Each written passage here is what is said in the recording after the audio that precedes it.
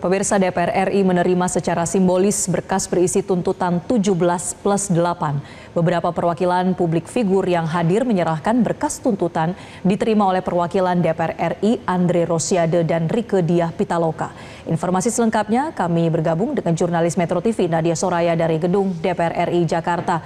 Nadia, saat diserahkan tuntutan 17+8 ini apa respon atau jawaban dari DPR?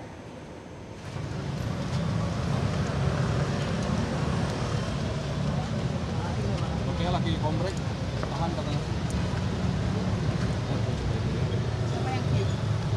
Ya pemirsa, sambil kami kembali mencoba menyambungkan dengan rekan kami di DPR RI, ini kami tayangkan bagaimana suasana di DPR RI ketika anggota DPR Andre Rosiade dan Rieke Diah Pitaloka ini menerima tuntutan 17+8 dari masyarakat. Ini berisi tuntutan-tuntutan baik terkait dengan aksi demonstrasi yang terjadi belakangan ataupun terkait dengan situasi terkini di tanah air. Iya pemirsa, sebelumnya juga sempat beredar di media sosial rangkuman dari tuntutan para sejumlah aktivis. 17+8 diantaranya ini adalah 8 tuntutan rakyat dalam 1 tahun. Yang pertama adalah membersihkan dan reformasi DPR secara besar-besaran. Kita akan langsung menyapa rekan kami di lokasi, ada Nadia Soraya. Nadia, seperti apa penyerahan tuntutan 17+8 dari para masyarakat kepada anggota DPR? Ya, selamat sore Gemma dan juga Marcel. Tadi sekitar 14 perwakilan dari organisasi masyarakat sipil, ada influencer dan juga musisi sudah memberikan ataupun menyerahkan surat resmi secara langsung kepada Badan Aspirasi DPR RI. Tadi diterima langsung oleh Andre Rosiade, dan untuk mengetahui lebih langsung sebenarnya apa saja tuntutannya yang disampaikan, karena ada tuntutan jangka panjang dan juga jangka pendek, kita akan langsung membahasnya di sini bersama dengan ada Andovida Lopez, Jovial dan juga Jeremy Owen di sini. Oke, kakak-kakak semua, mungkin bisa disampaikan dulu kira-kira tadi prosesnya seperti apa sih untuk penyerahannya?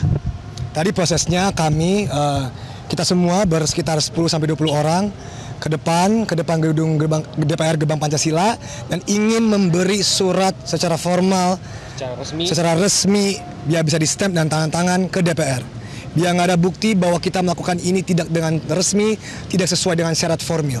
Jadi itu, tiba-tiba tanpa pengetahuan kita sama sekali, ada beberapa anggota DPR yang keluar, seperti Bang Andre Rosiade sama Bu, ya, untuk keluar dan untuk bertemu. Dan tadinya yang seharusnya kita masuk ke dalam dan ke administratif, ke bagian administratif, akhirnya kita langsung tangan-tangan langsung dengan Bang Andre Rosiade.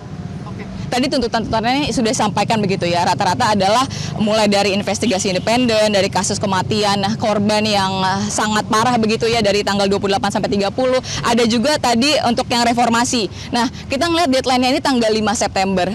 Tadi juga melihat dari respon Badan Aspirasi Masyarakat dari DPR RI, mereka juga hanya bisa dibilang menyampaikan ini akan dibahas lagi. Nah, responnya seperti apa tadi dengan mendengar semua itu? Seharusnya ya, sepertinya melihat sejarah DPR yang bisa membahas sesuatu dengan cepat. Seharusnya ini bukan sebuah tantangan sih. Karena kalau kita dengar dari salah satu pimpinan DPR kemarin, beliau sudah menyebutkan nama 17+8 yang berarti sudah dibahas dari minimal kemarin. Mungkin dari hari-hari sebelumnya pas ini viral dari hari Senin, mungkin dia juga udah dengar. Jadi sebenarnya mereka sudah ada waktu. Jadi kita pribadi sebenarnya optimis sih, karena melihat sejarah DPR yang bisa mengesahkan suatu secara cepat. Ya.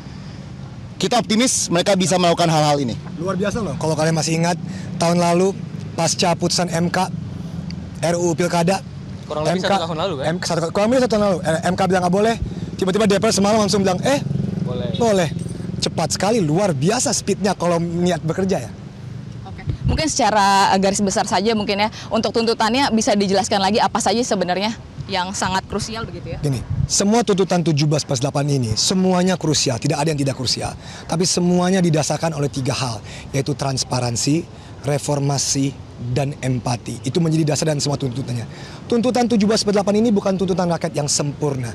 Tentu bisa berkembang sesuai dengan tuntutan-tuntutan rakyat, berkembang sesuai kondisi dan situasi yang ada di Indonesia.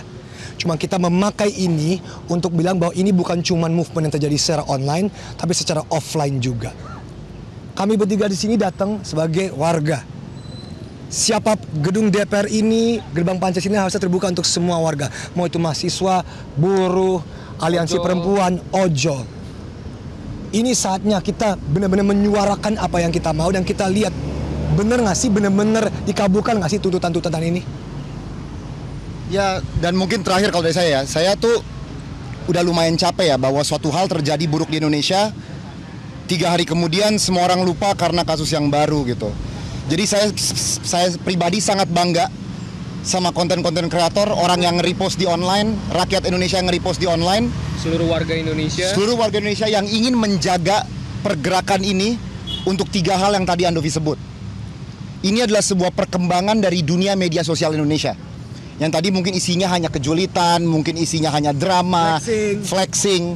Sekarang ada perkembangan nih, ternyata dunia sosmed Indonesia bisa dipakai untuk merubah, untuk transformasi, untuk menekan atau bahkan membimbing ya orang-orang yang memimpin negara kita. Jadi saya bangga banget sama konten-konten kreator yang vokal, dan saya berharap bagi semua orang yang bersosial media itu bisa bergabung dengan gerakan-gerakan yang positif seperti ini. Dan saya juga mau menambahkan, teman saya ini Jeremy Owen ini, dia kemarin melakukan hal yang sangat unik dan hal yang sangat diapresiasi. Boleh ceritakan, Jar? Ya, jadi kemarin aku bersama teman-teman, kita bersama komunitas, kita bersih-bersih di depan gedung DPR, kita bersuara dengan cara yang berbeda. Karena kita tahu semuanya sekarang berhari-hari kita dipenuhin dengan berita-berita duka, berita-berita yang membuat kepala pusing, buat warga Indonesia itu pusing gitu. Dan akhirnya aku bersama teman-teman kita pengen melakukan sesuatu bersuara, membuat gerakan yang berbeda dengan bersuara dengan cara kita membersihkan depan gedung DPR. Tapi sayang sekali bukan yang di luar yang harus dibersihkan ya. Apa ini? Jadi yang di mana seharusnya dibersihkan? Ya ada luar, ada...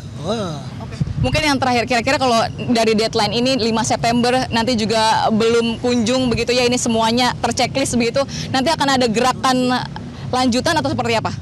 Ya gini, Kak Jo. Pagar ini tinggi ya, tapi satu hal yang bisa menembus pagar ini adalah sosial media. Jadi kekuatan kita di sosial media itu akan benar-benar mengikuti, menuntun, mengawal agar setelah 5 September ini apabila sesuatu tidak terjadi akan terus tetap terjadi di sosial media, dan kita berharap seperti hari ini dari sosial media tertranslasi ke dunia nyata. Terima kasih. Oke, baik, terima kasih banyak kakak-kakak, terima kasih banyak.